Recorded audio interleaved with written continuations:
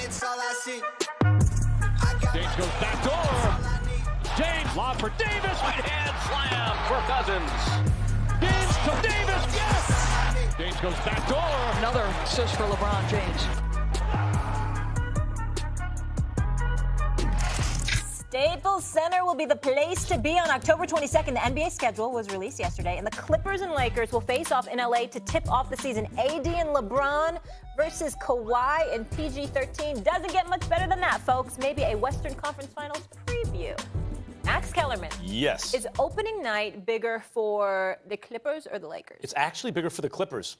Look, we've seen LeBron James teams, guys. Stephen A., we've seen him in Miami and in Cleveland start slow. You know, we've seen them get off to start. You're like, whoa, this is supposed to be a super team that's going to crush everyone in the East. This really looks in disarray. In fact, one year in Cleveland, it was like, are they going to even win a playoff series? It looked like that for a while. It's nothing new for LeBron. And he's joining a team, or rather AD is joining a team, where it's a lot of different parts all coming together at once, trying to form like Voltron. Voltron's just not created overnight, Stephen A. I'm sure those guys have to figure that all out. And that's the point. The Clippers are a team. Even though they subtracted two big pieces, Shai Gilgeous-Alexander will one day be, it looks like, an all-star caliber player maybe, is already a nice young player, but he's not there yet. And Danilo Gallinari is really nice, he's a good player. But neither one of those guys is Paul George, let alone Kawhi Leonard.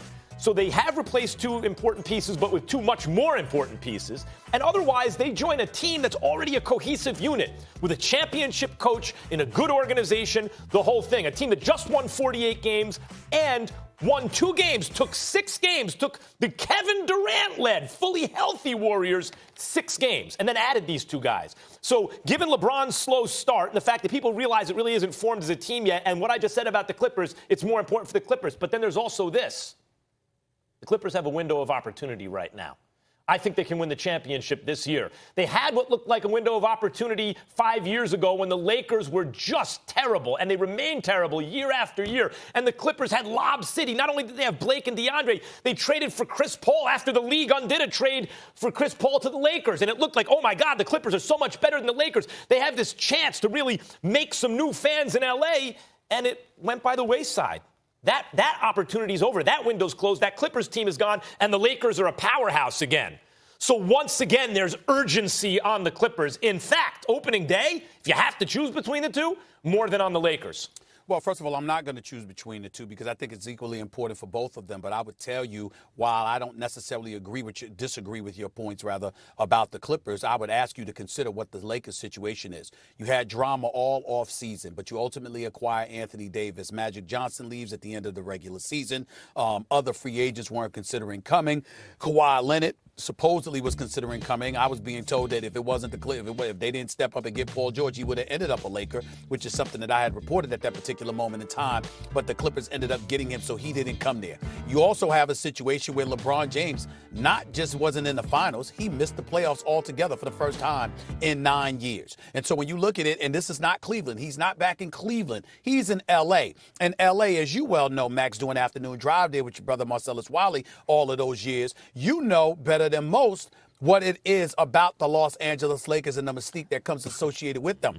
All of that stuff you did in Cleveland don't mean a damn thing to Los Angeles Lakers fans. They have a standard, a tradition, and a history that spans decades before LeBron James was even born. So when we take that into consideration, and then you arrive as the preeminent superstar, there are expectations that come with you as well. So this is not a comfortable situation. I believe that LeBron James is going to wreak havoc. I think we're going to see the best of LeBron James that we may not have seen in years. And I think he's going to win league MVP. I think he's going to be that much of a monster for everybody. But make no mistake about it. The Clippers are coming. And opening night, let's remember, even if you lose, Kawhi is still there. Paul George is still there. That in and of itself is something you never pulled off in the history of your franchise. You got the billionaire owner. You're recognized as a first-class organization. Jerry West is the right hand of the billionaire owner. And, oh, by the way, you got Doc Rivers. Who do you have if you're the Lakers? You got Frank Vogel. I like Frank Vogel.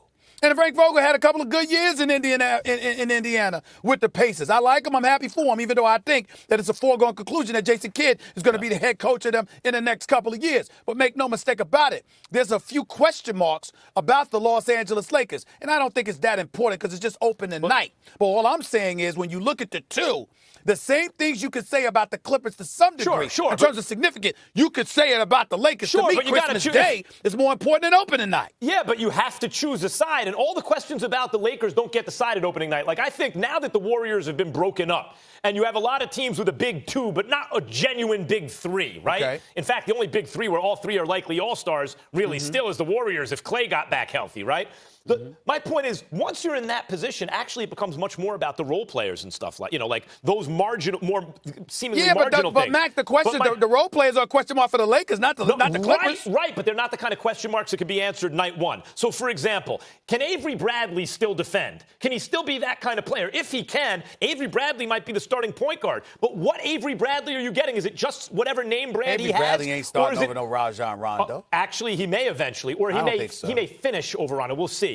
But I think that's their best lineup. Just give and let Rondo run the second unit. My point is, he's a significant piece. Boogie Cousins, like people don't even remember Boogie Cousins on the Los Angeles Lakers, brother. Yeah. But is it Boogie Cousins or is it name brand only? And that we're not going to find out opening night. We're going to find those questions out over the course of a season. And that, I think, more than anything else. Look, if Boogie Cousins is mostly back to being Boogie Cousins, Lakers have to be the favorites. But we don't know that, and we're not going to know day one. The Clippers were just as significant in free agency as the Los Angeles Lakers, which is a miracle in Los Angeles' eyes. The fact that they pulled that off, opening night is not going to faze you at all about the Clippers. It's going to be incredible. Don't forget, Zion's playing opening night. He could steal the show as well. Guys, much more debate to come on First Take. Decisions for the boys. Should they prioritize Zeke or their franchise quarterback with a new contract? We'll debate that next.